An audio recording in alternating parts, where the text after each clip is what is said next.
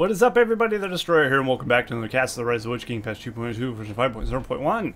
Today we have a 1v1 on Forza Horizon 2 between the players, Eonway as Isengard, and the other player, Caleb as Mordor. Alright. Both players are pretty good. I do know that. We have a Mordor vs Isengard on the forwards, so hopefully this is entertaining. I'm sure it will be. So, looks like Caleb's opening with a couple of slaughterhouses. Not going for anything wild, as you would expect. I would hope not. I guess if anyone started with anything other than 2 slaughterhouses, you might question something. I guess you could go like a slaughterhouse and an orc pit, but who knows. Anyway, I'm talking like out of the ordinary. Rajan Palace starting or something, who knows. We have an orc pit from Eonway, not going for the clan setting. I think he spied his opponent as well. He did. So he's spying to see what Caleb is doing. Excuse me. And he's going for orcs and more orcs. Well, it's not a bad strategy. Wildmen against orcs are pretty good though, I think. I think in a one-on-one fight, Wildmen and Velden beat orcs, if I'm not mistaken. I could be mistaken, but I think I'm not. Also, axe throwers are pretty effective as well. But, at the same time, Uruks are just strong. Uruk-hai swordsmen are tough. Uruk-hai crossbowmen do good damage. So either way, they're just more expensive. So, if he feels he can fund his war with those, then by all means.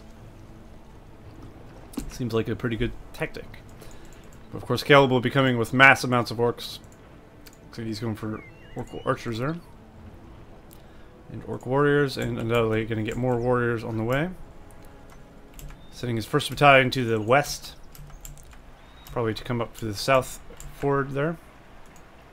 Meanwhile, the first battalion of Uruk-hai running through the center. They're going to engage heavy resistance. Super heavy. Not really, but... well, I guess now that's kind of pretty heavy. A War-Chant battalion of archers is actually going to bring down these guys fairly quickly. At least until they get their shield wall formation and hold ground stance on. Unless he decides not to, which he is opting to not. He wants to get this slaughterhouse, which is understandable. He's transferred into shield wall, which is a smart thing to do. That should make his battalion last long enough to get rid of that, and he does manage to get that slaughterhouse. That's a good one to pick up. And now he'll be able to get away as well, as Uruk-hai are fairly quick. Looks like we do have crossbows over here, as well as crossbows here. Caleb's orcs are going to have a hard time getting too much done. With crossbows ready to burst them down. As you see, they drop like flies once in the targets of crossbows. Caleb going for a sandwich on these guys here. And Eonway will pull them back, of course. Eonway targeting down this warg lair. Killing the wargs there, and now he's going to burst down the warg pit. Or warg cave, what is this? Warg lair, of course. That's the correct term. Did he manage to save his swordsman? I don't see him on the map. Oh, they're there. I think those are new ones. Well, either he stopped and they died, or something else. Well, I don't see him, regardless. Now the crossbows are having to fight range on range with the orc archers here. Of course, he'll have to fight his way through these orc warriors first. Caleb targeting down the slaughterhouse with his orc archers. It's very effective. It's not effective. It's actually pretty terrible. But, of course, if you're just grouping your army and clicking attack, trying to get rid of that thing before you pull away, it's understandable. Because I would have done the same. But without fire arrows or swords or anything, archers in general are just absolutely dog shit against buildings. So really, no point in ever trying to target them down. We have 3 orc pits here. Going full effect. He's throwing down another one? Nope. He's throwing down Rajan Palace. Up in the front there, no less. That does make it a little bit more vulnerable. It is a more expensive building. Possibly I would have put it over here, maybe. But it's not necessarily a bad spot for it. If he feels he can defend it, by all means. It could be a tankier building as well. I'm not too sure if it's tankier than Orc Pit. So maybe it's good to have in the front after all. Who knows? We do have Warg Riders on the field now for Yomei. Getting more of them as we speak. Those should be pretty effective at stopping these Orc spams dead in their tracks. And now he won't be able to do too much damage to his economy without bringing some sort of pikemen to the fray, or just a lot of Orcs in general. Looks like these Orcs are waiting for death, and they will get it, as Yomei does know they're here. And crunch, majority of them are dead. And the rest of them will follow. Now Yomei's troops are completely surrounded here. All the Warg Riders coming in for the save. Managed to get a nice run through in the back of the lines there. Throwing up his howl, increases damage. And he did manage to actually save these guys. They're still alive, although they are taking a lot of arrow fire damage from these War-Changed Orc Archers, as you would expect. Orc Archers aren't the best, but in numbers they do actually pretty good damage. They're great against spam teams, who drop like flies anyway. Same with Goblin Archers, they're good against spam teams as well, as you would expect, because they're numerous in battalion, they fire a lot of arrows, and of course the things you're hitting don't have much life anyway. But Isengard is not really on that category. Their guys are a bit more tanky, unless you're using Wildmen, of course. Wildmen are the exception, as they are considered spam, I'd say. Lightly armored crap troops. We got some pikes up here. Meanwhile, some Orcs running through his lands, going unchecked. Well, that's going to be short-lived, as they will be run down fairly shortly. This builder should be just fine. I'd say Yomei is gaining some steam here. He's starting to put Caleb on his back foot, especially with the wargs. That does help. He can sneak around the back, start attacking. Meanwhile, he can send his bulk of his army to go attack here. As you see, the crossbows doing pretty much nothing here to this building. It's just the swordsmen are really doing the damage. Oh, but he can actually get this builder. That's one thing crossbows actually excel at. Putting bolts to the heads of builders. And he does indeed do that. So that's a bit of a loss for Caleb. Now he's one builder down. Possibly two. I don't know where his other one is. Probably up here. Yeah. The typical spot where people build stuff. The slaughterhouse right there in the corner. People do tend to build there all the time. Looks like it wasn't seen by the wargs either. And the Warg Riders are going in for another attack, while the army of Caleb is very distracted. Caleb does have a pretty numerous army though. But he's under constant siege.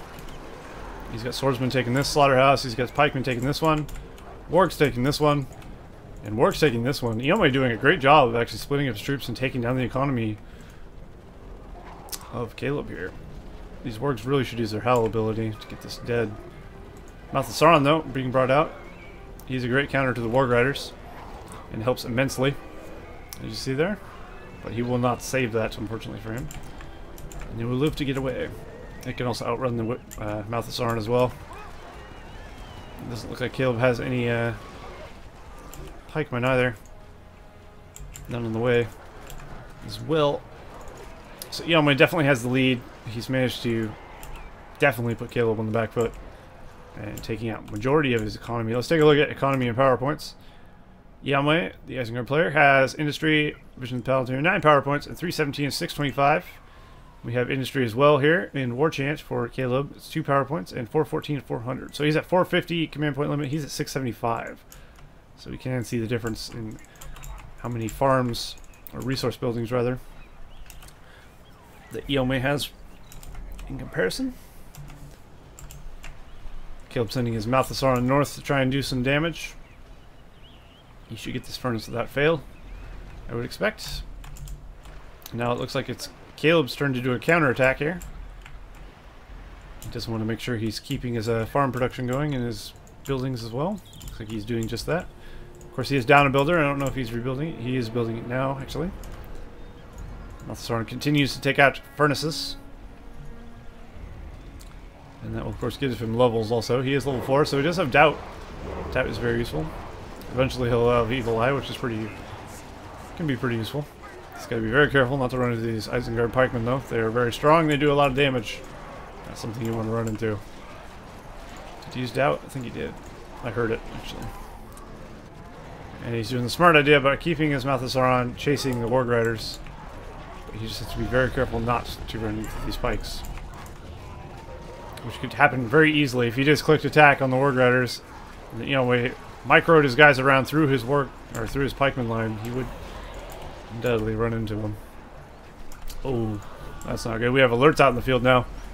As soon as he gets Cripple Strike, it's gonna be game over for Sauron. Or Mouth of Sauron, rather. Not Sauron himself, but the one who speaks for him. Fortunately, Lurtz does not have his Carnage ability. Looks like the Mouth of Sauron will get away. He does have his Carnage, he doesn't have his Cripple, is what I meant. Caleb has been allowed time to rebuild here, so he can start getting his orcs and his economy back on track.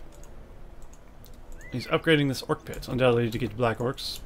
Can't think of any other reason you would upgrade, unless you want the banner carriers, but I think black orcs would probably be a bit more useful for him. And then we have a bit of a scuffle over the middle here. So Eomer's going to pull back. It's a smart thing to do, as Caleb has a pretty sizable force. Lots of archers in that army as well as some pikes. Although if Eomer was careful enough, he could get these archers without engaging any of the pikemen. Instead, he's run his Mouth of Sauron into the pikes. Oh wait, that's his Mouth of Sauron. Yep. I was thinking the Mouth of Sauron belonged to Isengard for some reason. Oh, but unfortunately, all the pikemen are out in the front. The Wargs managed to get a huge run through on the Orc Archers. Pretty much cutting it in half. He's going in for another round. There's basically no Easterlings left. There's only a handful. Not going to stop this many Warg Riders, and he does manage to finish off all but 3 of the Orc Archers. So that's a very big loss for him. Losing all the archers is basically losing the power of his army, as the archers are mainly the ones doing the damage. Orc warriors don't really do the damage, they just sit there and take the damage. You need things to actually deal damage along with the orc warriors. Easterlings do decent damage. I don't know how good they are in comparison to Uruk pikemen, though. And definitely not going to match up against Uruk swordsmen.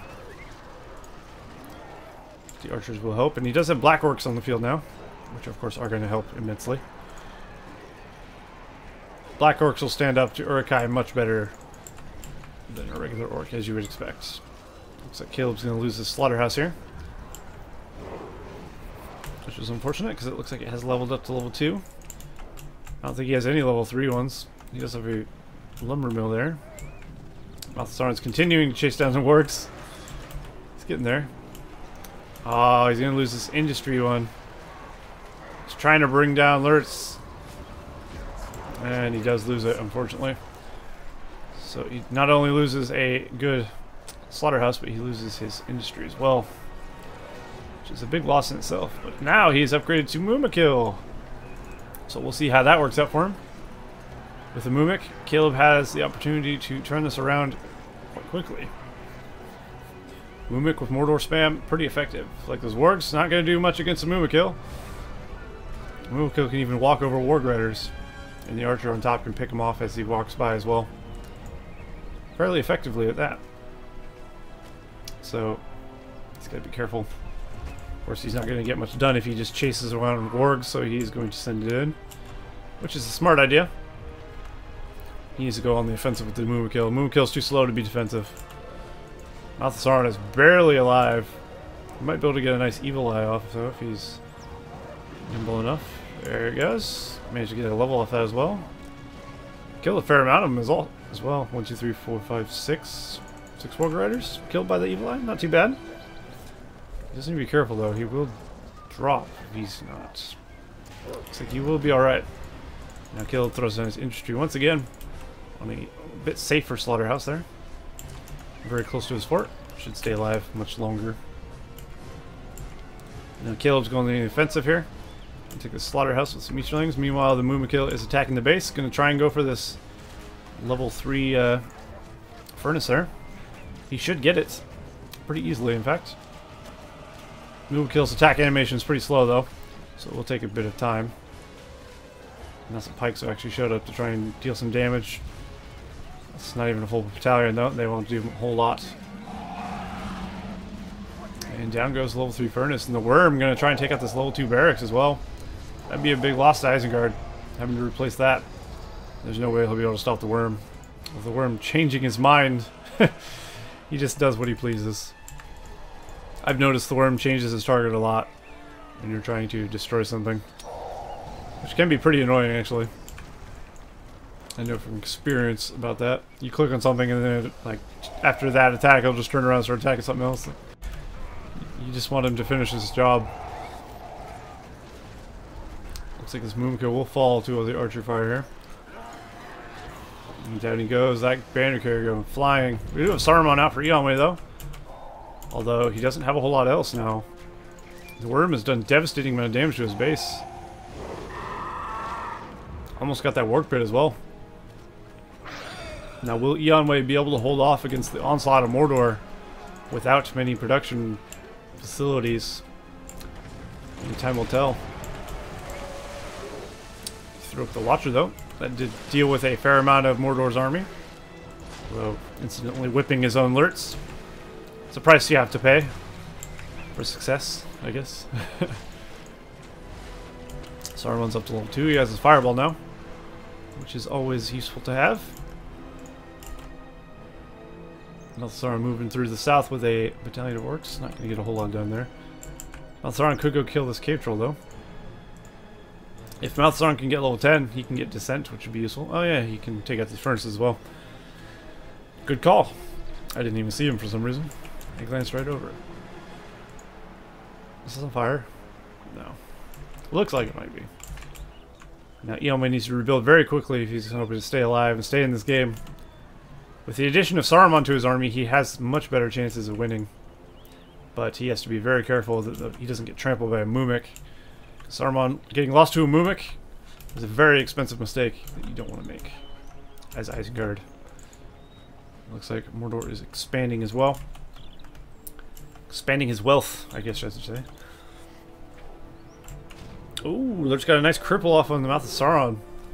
I think Malthasaran's screwed now.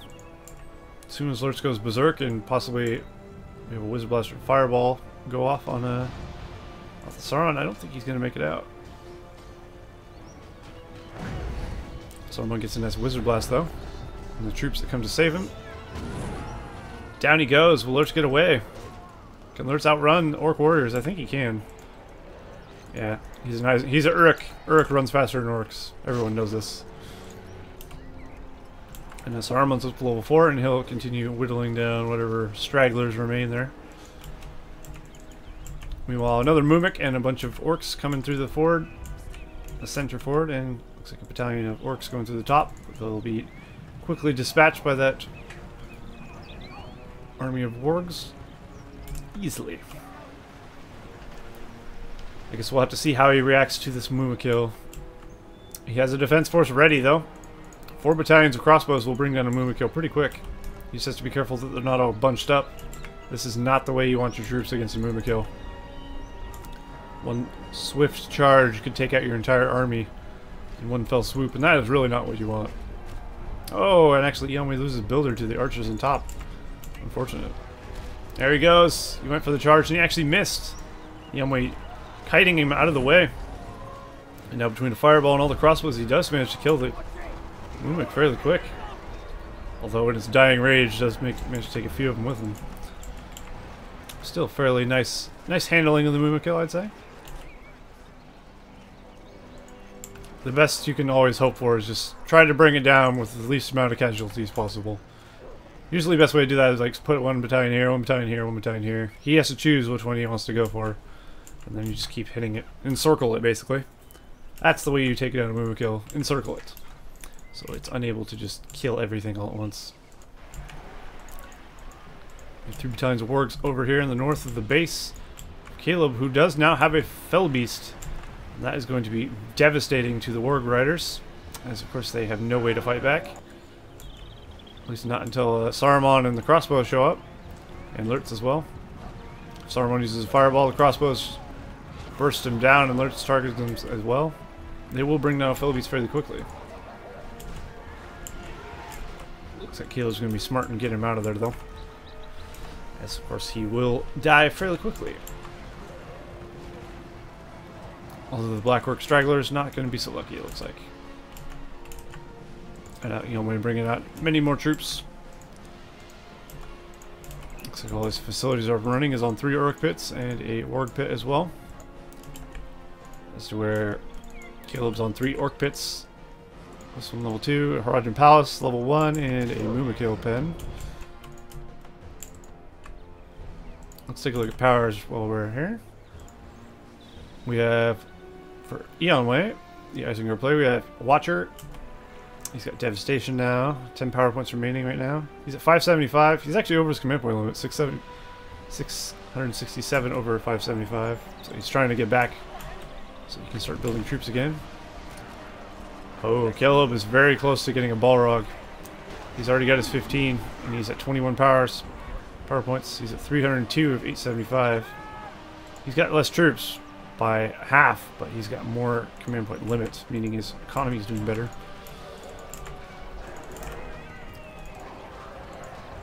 Orc's going for another attack here. In comes the Felbeast. Hopefully you'll be able to deal with the majority of that. They won't take him out in time, though, it doesn't look like. Well, they actually might, because of the Black Orcs. I guess those aren't even Black Orcs, they're just regular. Barely managed to save the slaughterhouse, but he does save it. He actually gets some Wargs dead in the process, which is always good. How close does he do a Balrog? 22, he's very close. We'll make sure we do not miss Balrog. Well, it's hard to miss a Balrog, actually. He's very loud when he comes out. But I like to see him erupt out of the ground. Usually killing an army in the process. New siege works being thrown down by Caleb, who could go for upgrades or Black Riders or catapults. There's a lot of options for that. In goes the Mumakil. He should hit the tail end of the army, but not killing a whole lot. As Eonway smartly pulled back his troops. Ooh, big Wizard Blast by Saruman. Taking lots of lives. Mumakil gets bursted down by the crossbows. Very nice. And the army of Mordor pretty much taken out pretty quickly. Saruman's almost level 9. Once he gets level 10, he can use Descent. Descent can be very nasty, causing your own army to kill itself. So that's something he will have to watch out for if he does actually manage to get to level 10. Felbeast has to be very careful, though. There's a lot of arrow towers on Eonway's fortress. This is a dangerous game he's playing. Hopefully he does not swoop in for that builder. Ooh, I think that was a... it might be okay. Oddly enough, he didn't swoop in and finish the builder, though. I think he could have got him on the way back. Oh, actually, he had orcs there. I didn't even see those. I guess they finished the job, and now he can get his Felbeast out of there. Very nice. Eonway now has Fuel the Fires, so that'll help. Oh, he didn't go for ball. He went for a Rain of Fire. I just happened to be looking exactly where I needed to be. How convenient. I guess Worm does not lead to that. My mistake. Of course, I don't memorize the power trees, as I've said many times. So, no shocker there. We have another Mumakil coming out. He's already got one in the field as well. He's got an orc standing in fire. They're lining up to die in barbecue. This is brutal to watch. Alright, the army of Caleb once again going for the attack. Guess we'll see how he fares this time. Will he go for a charge? The archers on top are fairly effective, though, taking lives fairly quickly. The only reason these guys are so hard to kill is because they're war chanted. Sounds like Lurtz just got killed there. That's going to be a big loss. He might even be able to get Saruman. You don't want to swing, though. You want to walk. The best way to kill a hero is just walk over him. Mumakil excel at that exceedingly well. So he's turned around. He can two-shot this furnace. It's like, ooh, Saruman's Thunderbolt actually basically one-shotting that Mumakil, setting it ablaze. Devastating. Unfortunate for him. So he's going to need a replacement. Fortunately, he already has one. Ready to go. He's upgraded his Siege Works to level 2. So now he can go for catapults if he so desires, which wouldn't be a bad choice. He can also go for Forged Blades on his Black Works or something.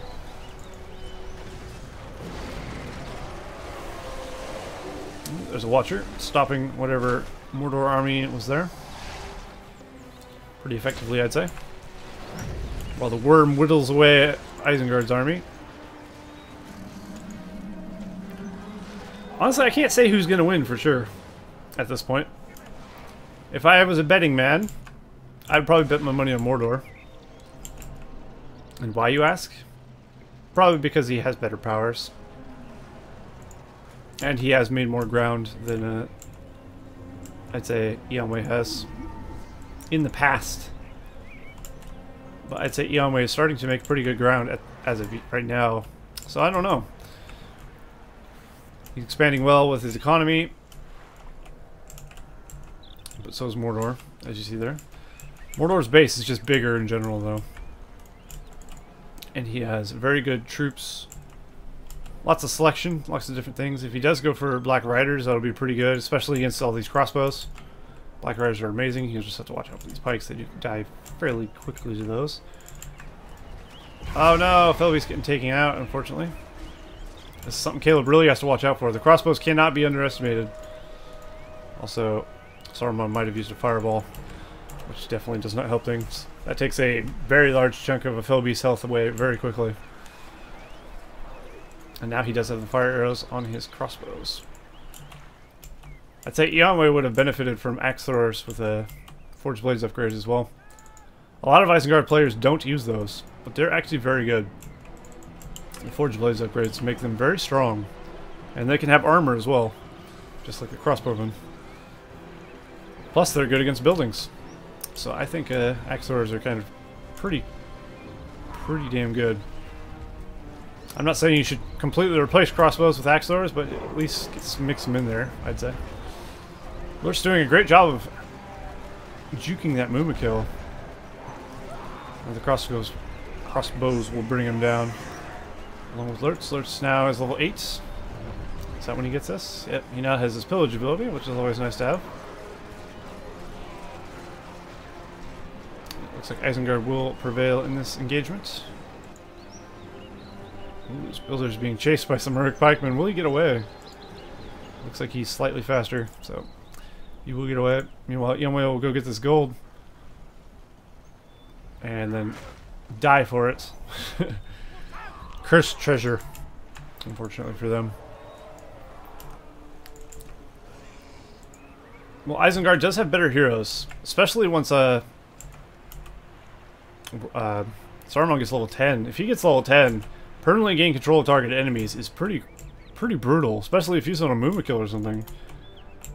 It's like a small circle, but I believe it'll encompass anything around it, so potentially you could get a Mumakil and then some, I think. And of course, Malthasaren's still level 8, not quite level 9. But Isengard does have better hero selection as of right now. If he got a Witch King, if Caleb got a Witch King, he'd be pretty effective, but there's a lot of fire arrows as well, so it's something you have to watch out for. And the Black Riders managed to get a nice run in there, although you have to be careful of all the pikes, of course. We also have Haradrim archers out here. Now that Caleb has these Black Riders, he should be significantly stronger. They're very, very good. He has a lot of things that can deal good damage to the archer line. The Black Riders, the Felbeast, lots of archers. But the Felbeast is not going to be enough. Oh, he barely uses that, but these guys are level 5, unfortunately. Immune to the Screech. And they do get taken out. Ooh. Saruman's up to level 8 now. The Black Riders up to level 4. If you can keep these alive and get them leveled up, they'll do fairly well. They could actually use the Morgul Blade on Saruman if they wanted to. Assuming he can actually get it off. Looks like they're dying fairly rapidly though. He's trying desperately to use it though. And there he goes. Unfortunately, there are some crossbows behind the Haradrim archers here, so he won't really be able to use it. But the Mouth of Sauron manages to pick up level 10, and he's got his descent. He really needs to save this guy here. If he can save this Black Rider, he'll start regenerating. Unfortunately, he doesn't. We'll have to get a new one if he wants more Black Riders, I guess. But level 10 Mouth of Sauron, not so bad. All he has to do is ride up here, cast Descent on these guys, possibly cast Doubt on them as well, and then run away, and they'll just fight each other. Is a pretty viable tactic. And of course, they'll just kill themselves. And now he has a white to serve him as well, although it is timed. So it's not going to be that effective. It's just a white anyway. But so far, we have a bit of a stalemate between both players, I would say. Caleb's actually not building a whole lot. He's got a few troops going. I guess the majority of his army is already on the field. Ooh, but he's throwing out a big barrage, devastating the army of Isengard. All these upgraded Uruks dead. That is costly for Isengard. And Yamway is only 1,000 resources. He doesn't have the money to recruit that again. Of course, he does have Field of Fire's Industry and Devastation, meaning he will have the money very quickly. Especially if he's spamming lumber mills, at least has a few of them, which he does indeed. Those alone will get him a lot of cash. You know, Mordor trying to fortify for their position here, trying to take out a few of these buildings. He really needs a Balrog. A Balrog would finish this pretty quickly, I'd say. Because he could summon it under the army of Isengard, kill it, move over here, destroy all his buildings, and just follow it up with an army of Mordor troops. And be successful, I'd say. He does have Barrage, so once he gets to 25, he'll have himself a Balrog. How close is Isengard? They're actually very close to a 25. So he could get Dragon or Dragon Strike. I'm guessing he could get either. Which would I say is better? Probably Dragon. Dragon ends up getting more done, I think, than the Dragon Strike does. Because the Dragon Strike will only do a target area, as where Dragon will probably, while breathing, hit these two buildings if he's targeting this one anyway. Because he has a big AoE cone. Dragon's just better than Dragon Strike in general.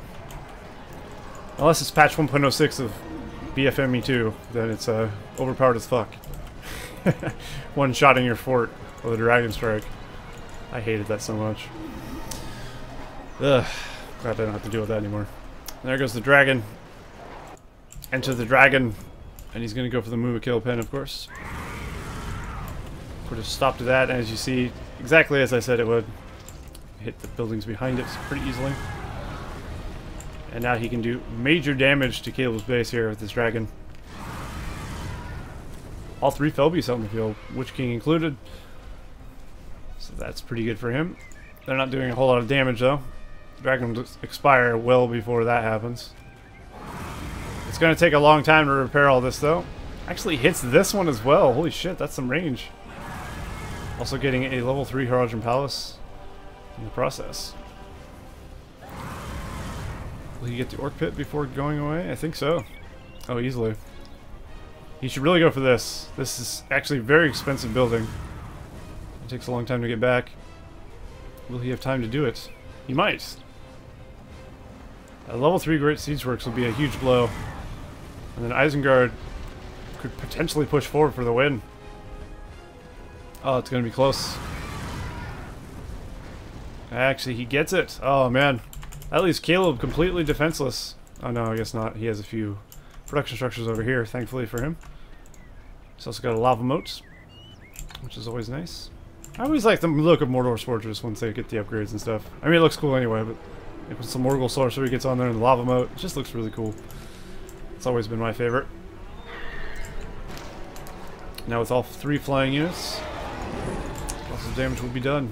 Although they will die fairly quickly. We have a Balrog up here, though. Looks like Caleb has managed to get 25 power points already. That was fairly quick. And now he'd begin wreaking havoc.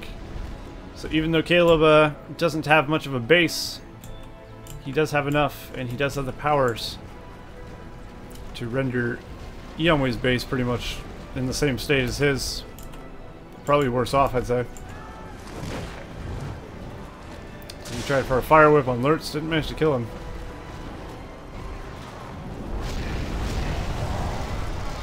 Killing off Saruman would be a nice pickup, but I don't see that happening. Balrog's actually dying fairly rapidly as well. Lots of arrows penetrating his skull there. Possibly not the best use of a Balrog, unfortunately for him. And Isengard managed to get out of there with not too much damage done. He's actually got his Forge Works over here, which is interesting. Maybe Caleb didn't look over there because who would look over there for a Forge Works?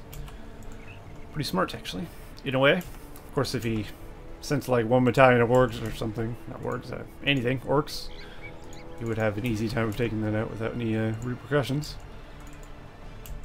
And looks like Eonway's going for another attack here. He does have a Watcher ready to go. Is that ready? Potentially that is ready, potentially not. I can't really tell. It's hard to tell with the things with the white background when they are off cooldown or what have you. Caleb does not have anything.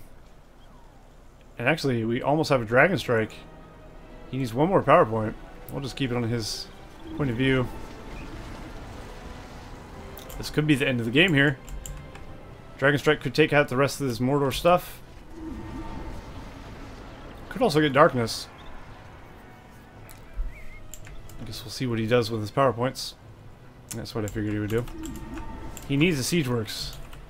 He doesn't need it, but it would be very wise, I would say. Let's see how well the Dragon Strike does. He should get off all his fire before going to die. He does manage to get the majority of the towers and do a fairly decent amount of damage to the fort.